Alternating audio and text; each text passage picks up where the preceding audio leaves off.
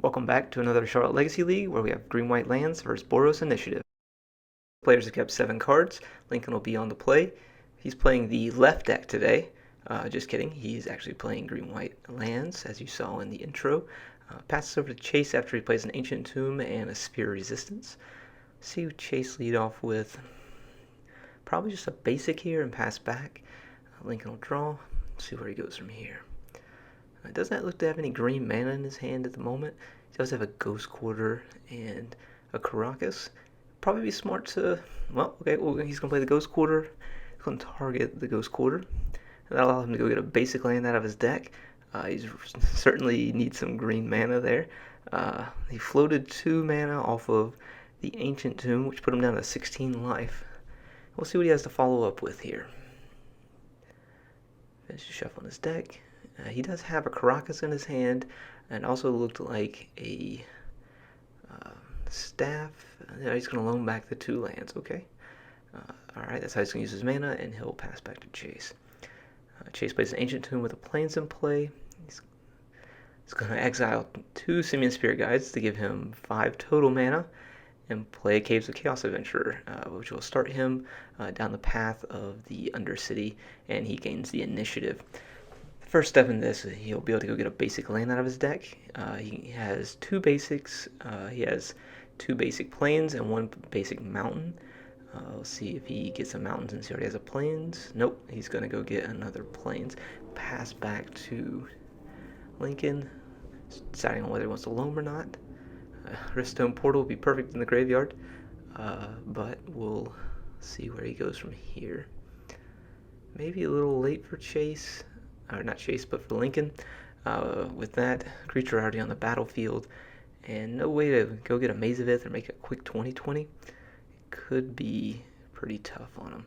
He's going to play Ghost Quarter, followed up with an Exploration, and then play a Caracas and pass back to Chase. Chase will go down the path of the Forge, giving his Caves of Chaos Adventurer +2/+2, which now makes it a 7/5, which is absolutely disgusting. And then we'll see what he plays here. He's tapping again, 5 mana, Seasoned Dungeoneer, which will initiate the trap. He'll swing for 7 more, and he'll get the trigger off of the Seasoned Dungeoneer, which hits a land, so no +1/+1 there. He's going to pass back to Lincoln. Lincoln draws a Yavimaya, and he's going to pack it up.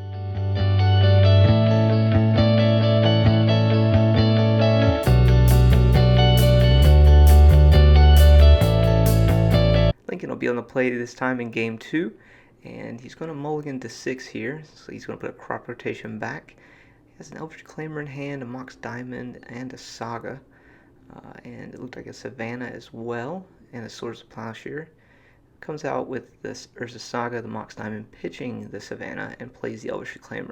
We'll see if Chase has a fast start here, maybe a Chalice on 1, maybe a creature that starts the initiative, and that would be a very fast start for Chase, but Lincoln does have the answer in his hand. So if Chase does have the Chalice of the Void, he could play that. But he does have a Caves of Chaos Adventurer, which will start the initiative for him.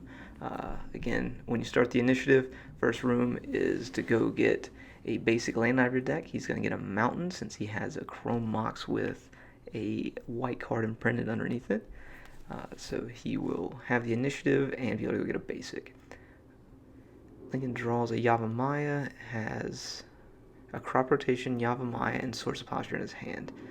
Let's see what he leads off with here. I imagine it's going to, okay, Yavimaya, and he's going to Swords the Caves of Chaos Adventurer, and then attack with the Eldritch Claimer, and he will gain the initiative. So now he can go get a basic land out of his deck as well, and we'll see where he moves from there and what Chase has to follow up with. Lincoln will get a basic forest out of his deck, and then he's going to pass the turn back over to Chase. Chase will go to untap and draw, and we'll see what he has to play. So his basic mountain looks like he has a 4th Aerolingus, so he'll be able to 4th Aerolingus for 2 here, and he'll be able to hold a creature back as well as attack, regain the initiative, and also introduce the Monarch to the game too, which will be something short of spectacular as well. We'll see how Lincoln handles this. So Chase coming over with the 2/2 Knight, and alright, looks like he's going to take the initiative back. He'll be able to forge onto his 2/2 Knight that he has untapped, and also Monarch, and draw a card at end of turn. That is pretty strong. We could see Lincoln crop rotate for an Ancient Tomb here, which would allow him to go ahead and activate the Saga right away, which he does. Now he has a Construct. He can make another Construct on his turn, go get a Shadow Spear, and that'll make it a 4/4, and then if he equips the Shadow Spear, if he draws a land, or has a land in hand, he'll be able to have a 5/5 Construct to attack, take the initiative and the Monarch. So he does draw the land. Let's see, he's going to take 2 more damage, make another Construct, and I imagine we'll see from that a Shadow Spear. If he gets the Shadow Spear, that would definitely put him in play to attack unimpeded and take the initiative and the Monarch back, as well as hold back blockers for the other 2 creatures that Chase has in play. So we do see the Shadow Spear here. He has the land to equip it, so I imagine that's exactly what we're going to see happen here. Alright, Boros equipped to the correct one that doesn't have Summoning Sickness, and attack for 5.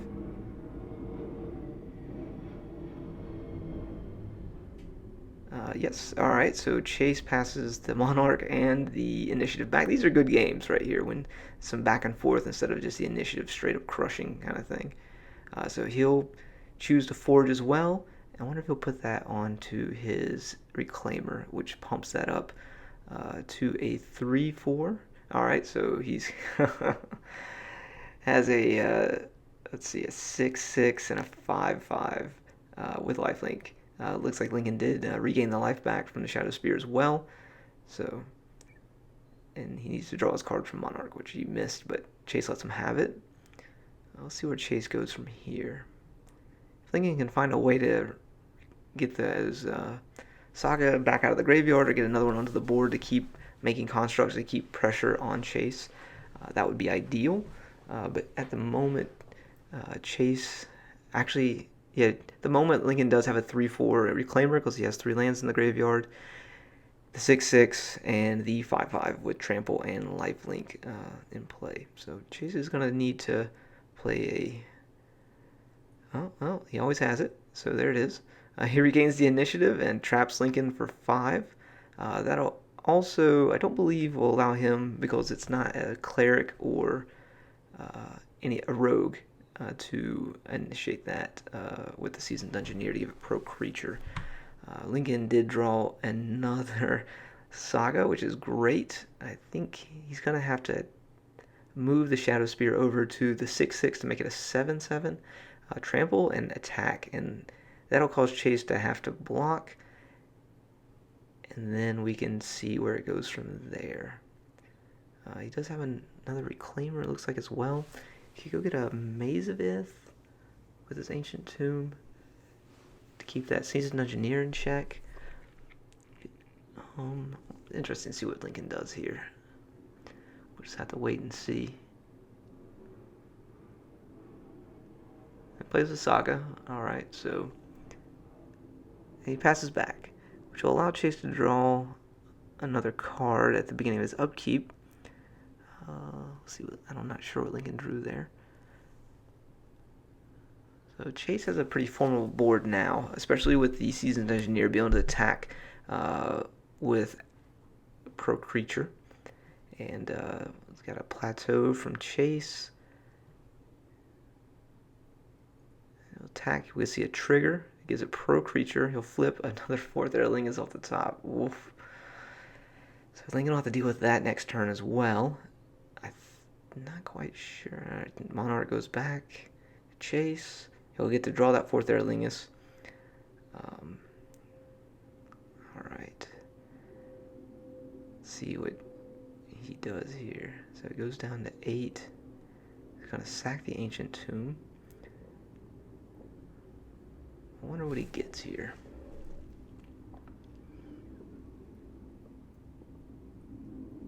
Thespian Stage. May the 5th, yeah. I don't know if he's on the Make It 2020 plan at the moment. He's got to deal with this creature that is putting up a lot of damage. I think you get the Mazavith here, potentially. Yeah, comes into play tapped. This is at the end of turn, so Lincoln will untap it during his upkeep. And we'll see what Chase has for that.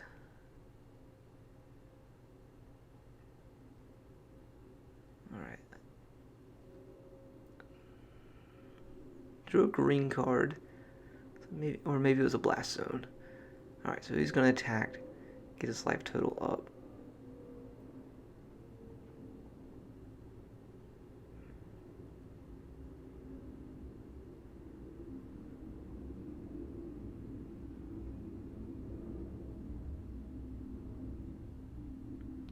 Definitely put some damage into Chase and make that Ancient Tomb a little bit worse.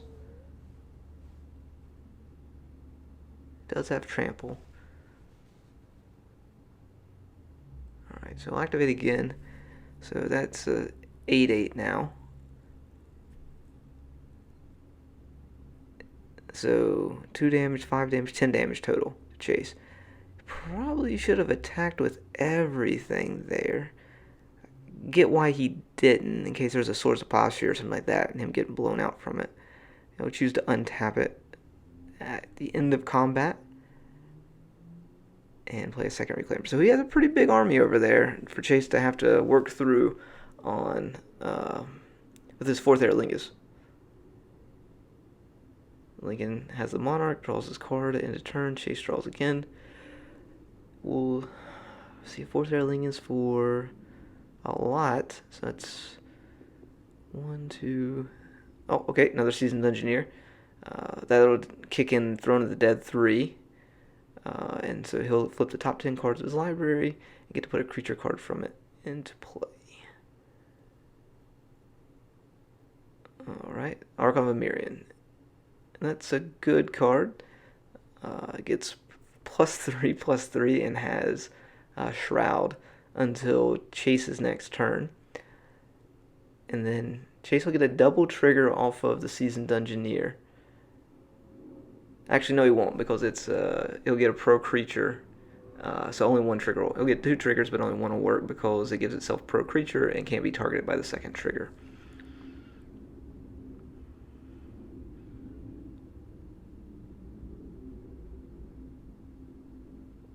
We'll see if they catch that. That's a Mox.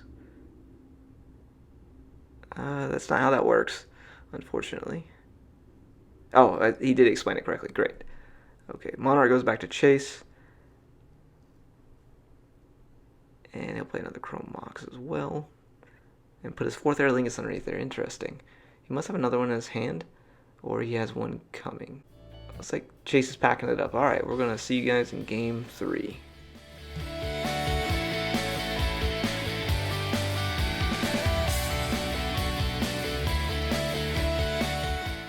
Players have kept 6 cards, and Chase will be on the play. He leads off the Plateau, a Chrome Mox, and turning in a Swords of Plowshare.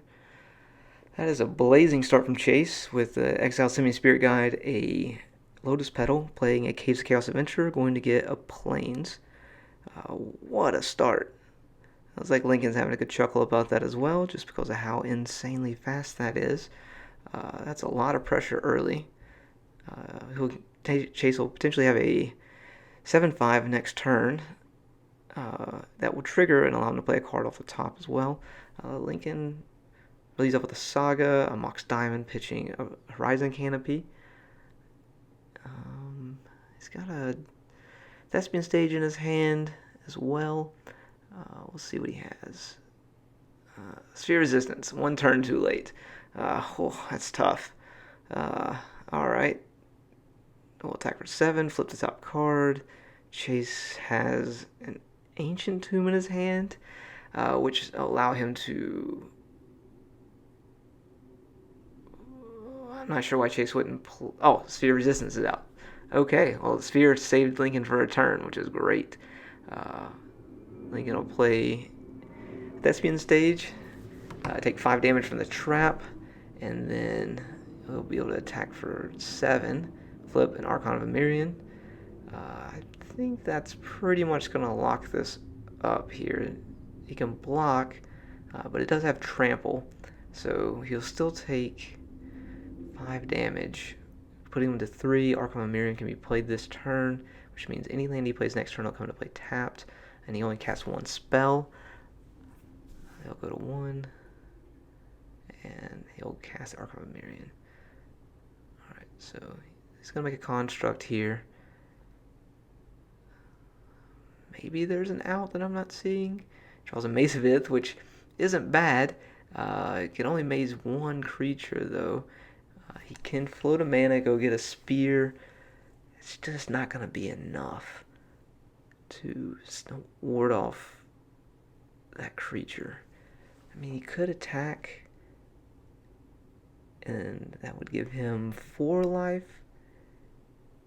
If he goes and gets Shadow Spear and equips it, and he can play the maze, he takes the initiative here, gets a basic land.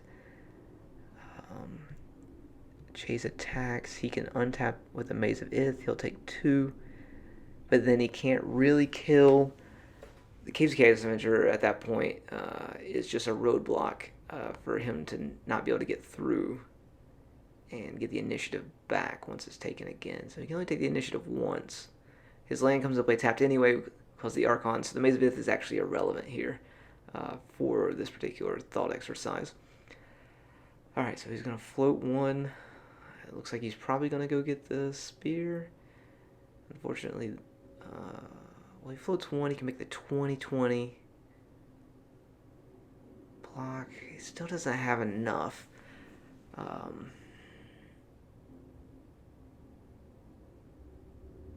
Yeah, he's just not quite there kind of thing. Floats. He's just 1 mana off of making the 20/20. Tabernacle doesn't do anything here. Not quite sure how he gets out of this one. Oh, okay. He's laying it out for him. Thanks everyone for watching, and we'll see you next time.